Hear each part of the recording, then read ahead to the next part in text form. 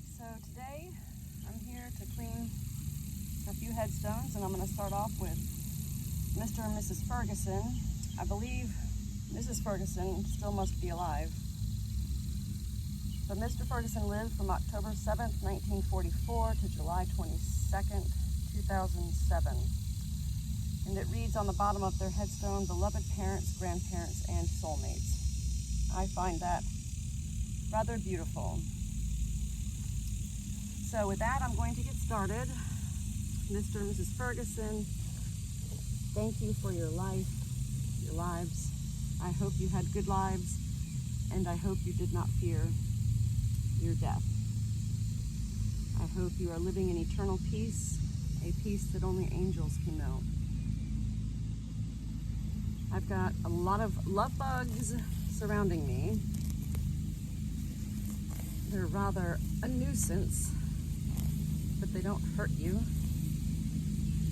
I'm going to do just a little weeding around here. It's not like you need a trench, but look at that grass. Boy.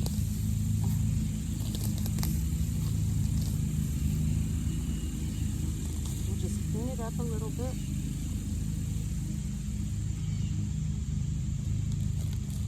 Before we get started.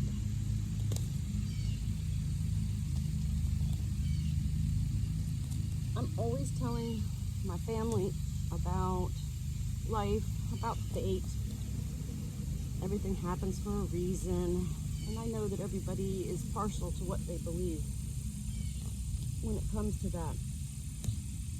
But the truth is, none of us ever really think about anything bad happening to us, anything that could take our lives. You know, we drive fast. We don't think about the reality of being able to get in a car accident. And we do things that aren't necessarily good. Yesterday, in our neighborhood, one of the houses, one of our neighbors' houses burned. Completely a loss as far as insurance is concerned. The house is irreparable and will have to be built all over again. But the thing is, these people were not at home when the fire started, thank God. And the firefighters and everyone were able to rescue their dog, thank God. So nobody was injured during this house fire, but the reality is, depending on when that fire started, if it was at nighttime, when everyone was home, it could have killed the whole family.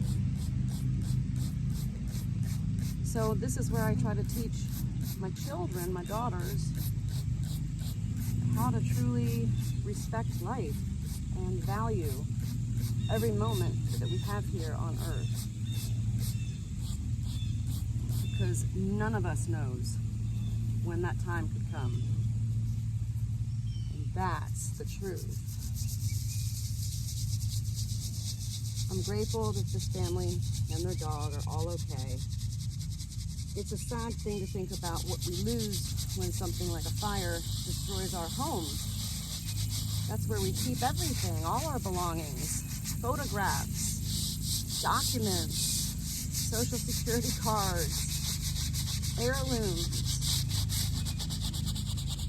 And so you wonder, how do we move on from that when we lose it all?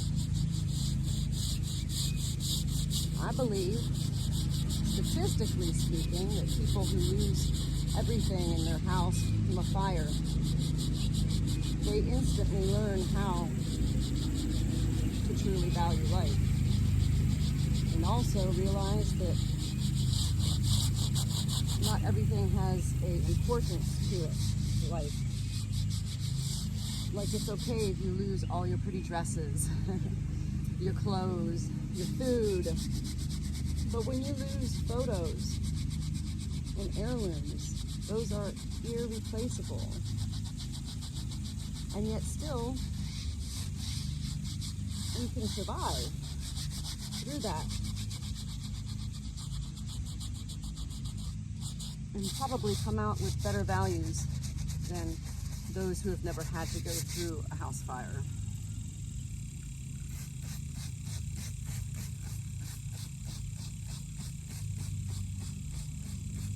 I also told a stranger on Oviedo Facebook, she said today was her 20-year-old daughter's, it was her birthday or her anniversary of her death.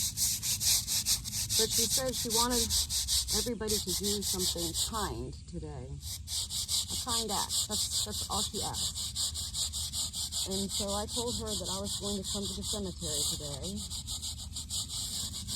and clean a headstone or two and speak out loud to her daughter, Olivia,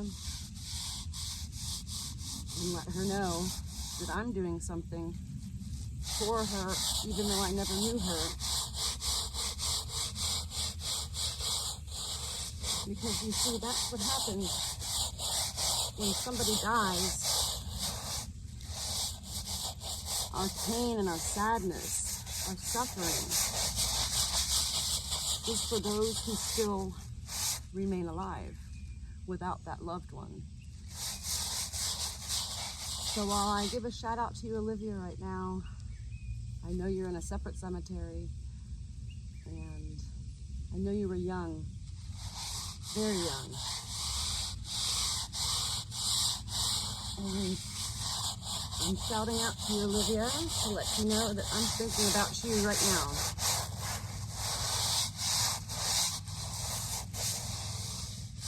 And I hope you are resting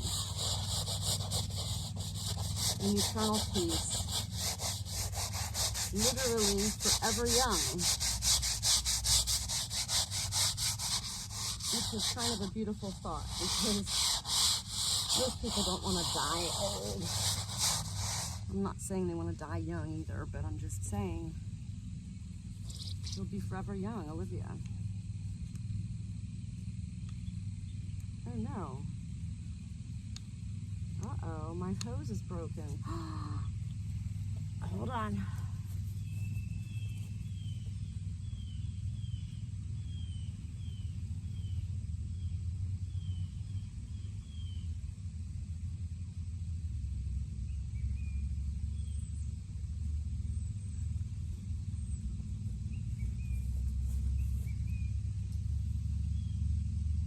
I knew this must be an important piece, but I don't know where it goes.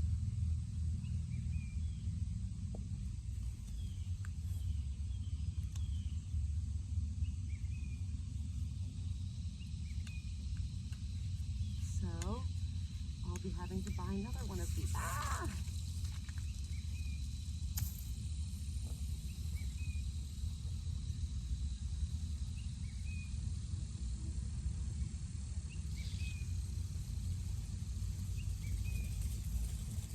Let's see what we got started here, Mr. and Mrs. Ferguson.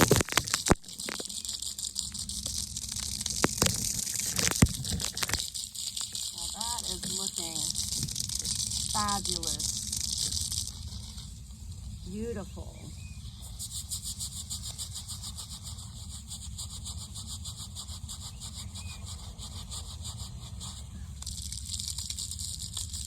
Okay, so I'm going to do a little bit more scrubbing actually.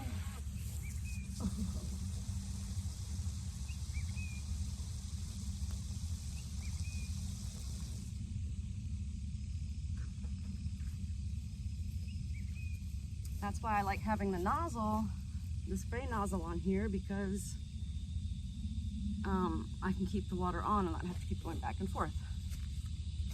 So this does look beautiful already, but I want to make sure it's as clean as I can get it.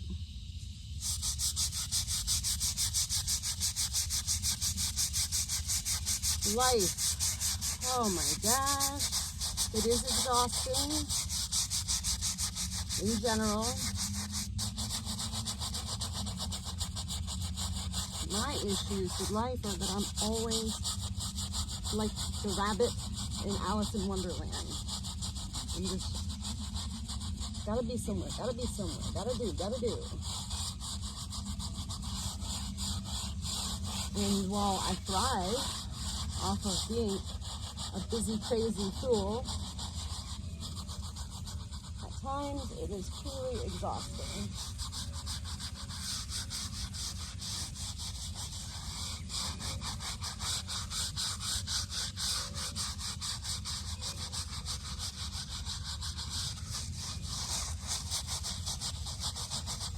I think that's what I miss most about my life, is that when my daughters were both in school, in high school in particular,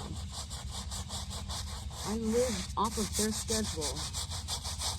It became my routine when I knew exactly how much time I had every single day to run errands, to come to the cemetery, to go grocery shopping. And now they're in school, but it's different. My one daughter is doing virtual and sleeps till noon. And my other daughter goes full-time to college, a community college on campus, and she also works nearly full-time.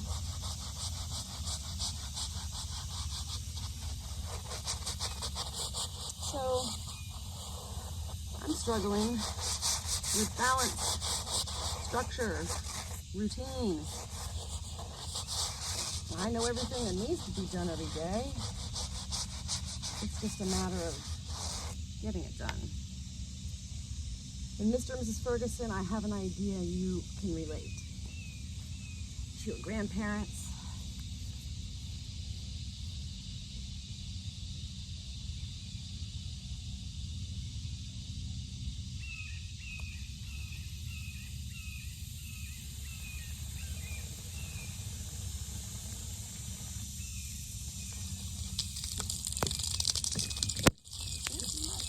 Much better.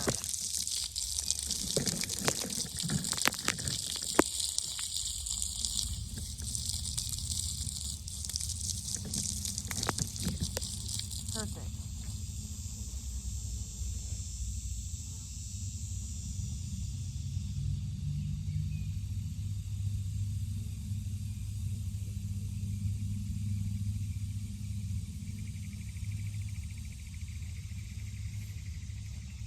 Okay.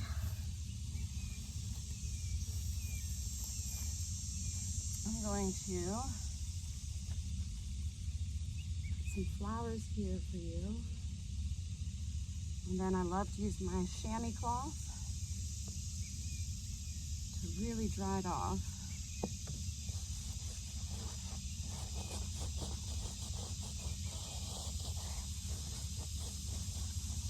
Mr. and Mrs. Ferguson, I hope you both had good lives. Mrs. Ferguson, if you're still alive, I hope you're living a good life. I know it must be hard. I can't imagine living for 15 years after my own husband dies. I don't think I'd want to live, to be honest. Nor do I even know how I would. I rely on my husband for so much. And I hope to never take him for granted. To always love him and appreciate him. And there we have it. Thank you. May you rest in continued eternal peace.